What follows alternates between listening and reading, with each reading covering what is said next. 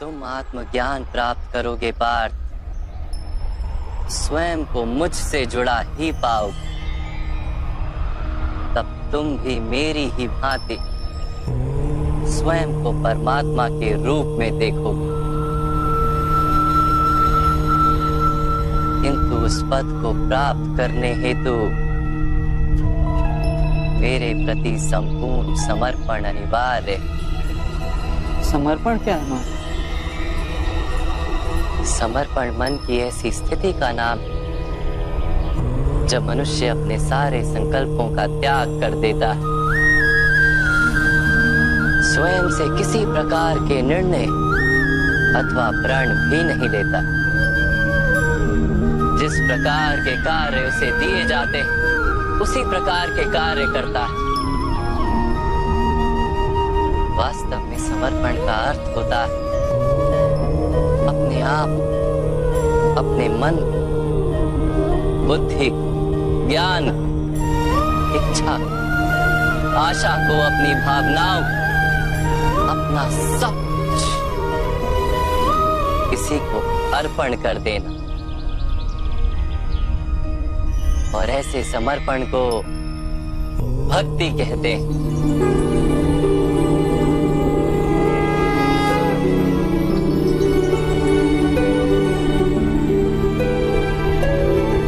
पत्नी का समर्पण पति की ओर, एक योद्धा का समर्पण सेनापति की ओर,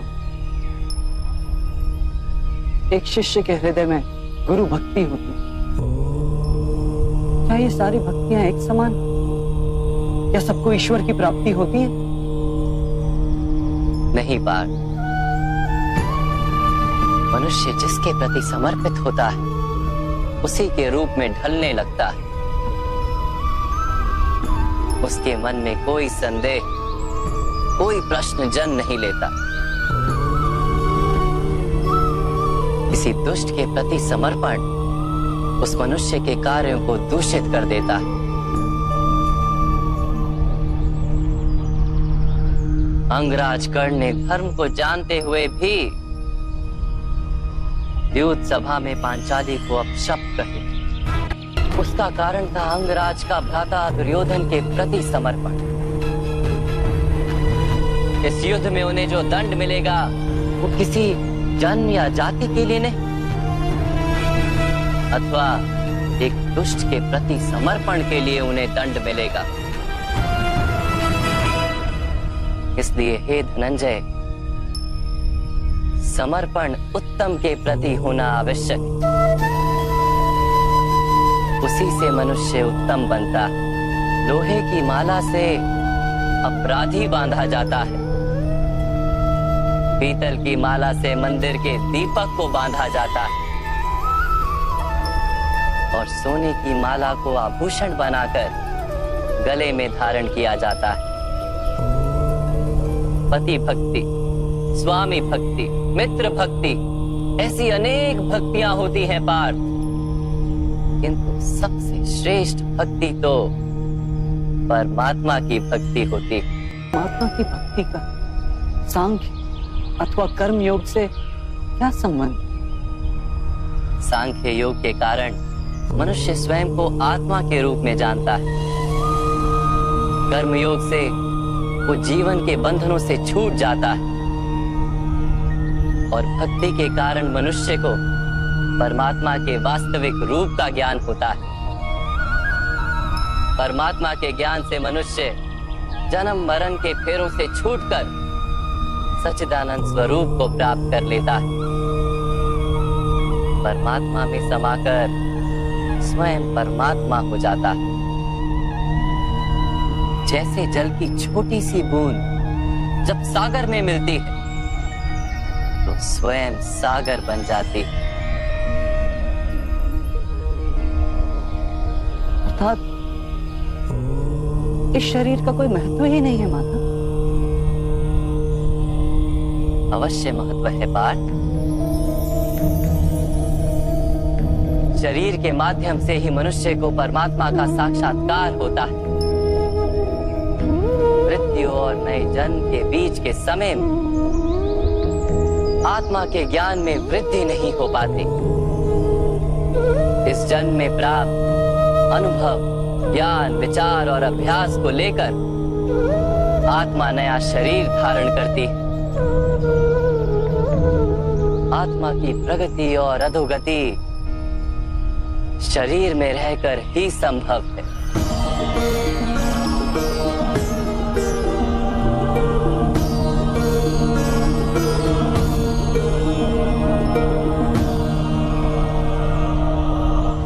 परंतु माधव, यहाँ उपस्थित व्यक्तियों का वध करके क्या हम उनके उद्धार की संभावना को नष्ट नहीं कर देंगे?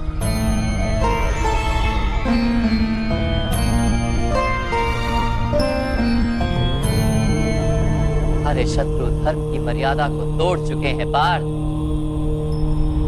अधर्म का स्वभाव बन गया है। उनका उद्धार अब असंभव है।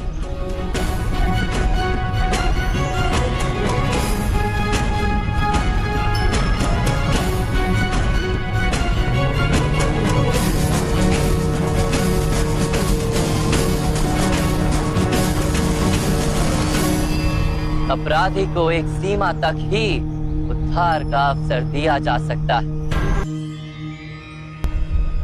उसे अधर्म से रोकने में ही करुणा है धनंजय।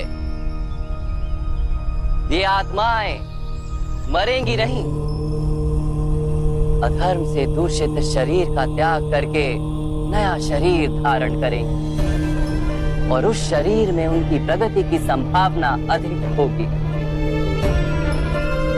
इस विचार से यदि तुम युद्ध करोगे तो वो उचित है। मनुष्य का शरीर उसकी संपत्ति भी है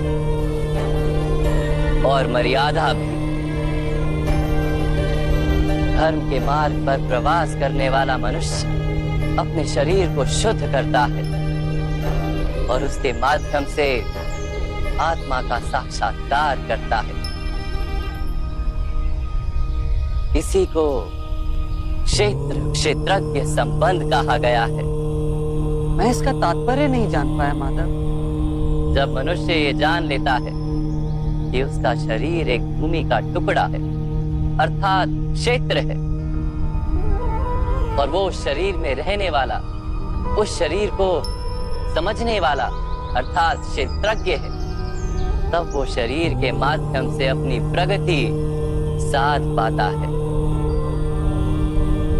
आत्मा शरीर में रहकर 3 गुणों का समतोलन करती है। तमस को घटाकर सत्व को बढ़ाने का उपाय करती है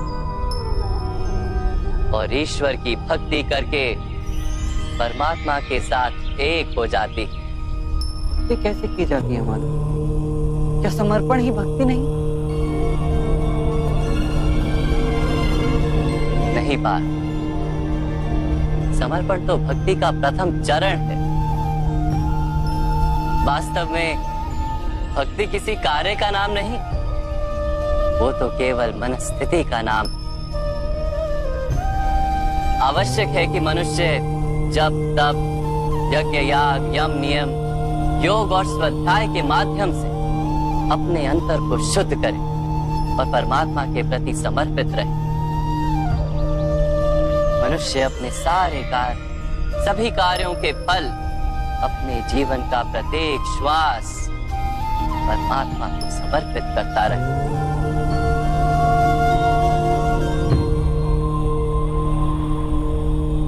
यदि भक्ति केवल मन की स्थिति, तो जब तब आदि का क्या महत्व है मां?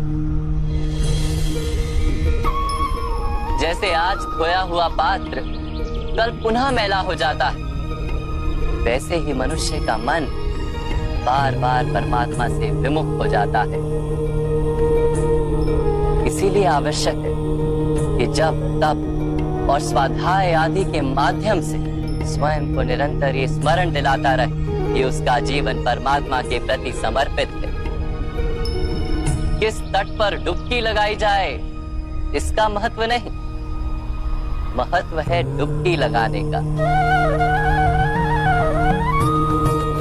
भक्ति योग का एक ही सार है पार, कि मनुष्य परमात्मा को अपना जीवन अर्पण करके परमात्मा की भक्ति करता रहे और सत्व गुण से युक्त संपत्ति को संभाल कर रखे। सत्व गुणी संपत्ति किसे कहा जाता है? अहिंसा सत्यम क्रोध त्याग शांति ही पेशुनम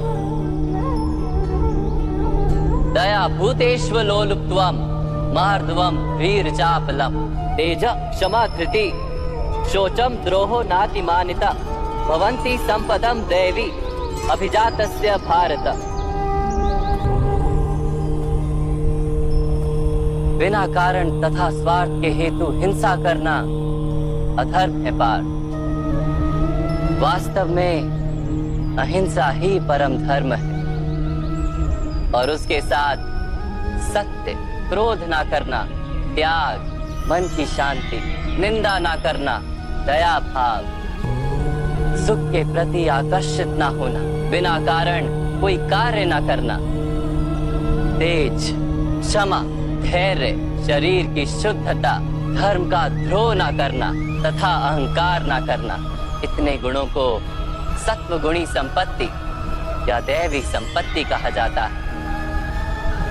इसी से मनुष्य परमात्मा की अर्थात मेरी भक्ति कर पाता है, जीवन के कर्तव्यों का वहन करता है, धर्म की स्थापना करता है और कर्म के फल की आशा का त्याग करके जीता है। उसे मैं निस्संदेह इस जन्म में संतोष देता और मृत्यु के पश्चात अपने ही अंतर में स्थान देता।